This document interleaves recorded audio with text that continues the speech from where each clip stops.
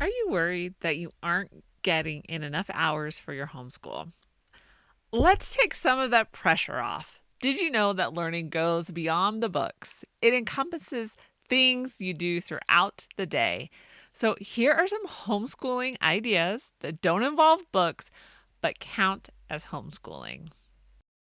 Hey, mom. So, welcome to the Life Unboxed podcast, where we talk about all things momtrepreneur, from raising your kids to running a business, and the most important, keeping your sanity. I am Jody the mom, a successful virtual assistant and homeschool mom of 6 for almost 10 years now. My goal is to give you as much help as I possibly can so you can confidently start a business and homeschool your kids. So be sure to visit lifeunboxed.blog and download your free Mom Boss 2.0 workbook. If you like to be a rebel mom and break all the rules, then this is for you. And remember, you can support the show with coffee. Visit Ko-fi, that's ko-fi.com/Life Unboxed blog, and buy this mom a coffee. So let's get into this week's topic. I see worried mom posts in some of my homeschool groups, and they're concerned that their kids aren't doing enough hours for homeschool. So the concern comes from kids finishing their bookwork quickly. And some states do require a certain number of daily hours, so the concern is valid. But it doesn't need to be stressful. So if you need to, I'm going to leave a link in the description below for a website where you can find out your specific state homeschool laws, because it differs from state to state.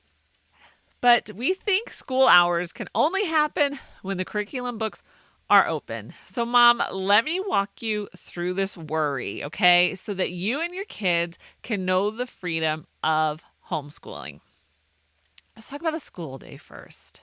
Let's travel back in time to your days sitting in a public school classroom, if you did. How many hours did your class spend learning? Okay, so let's think about a 7-hour school day. There's lunch and recess, so subtract an hour right there. Then there's other recesses, so let's just subtract another hour there. We're already down to only 5 hours.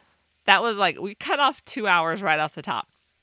Then there is the busy work, the extra coloring or reading you did because you were waiting for other students to finish the subject.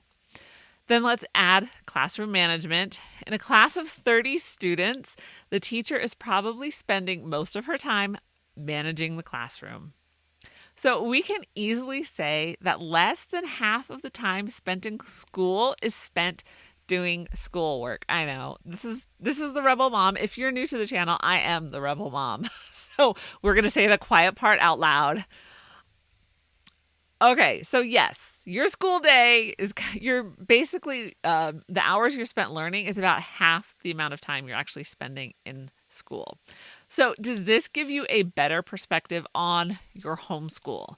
Is your brain now sparking with homeschooling ideas? So I bring this up because we typically use our own public school experience as the reference point for our homeschool, but homeschool is not public school at home. You are free to tailor learning to meet each child's need, and that learning can be outside of the books.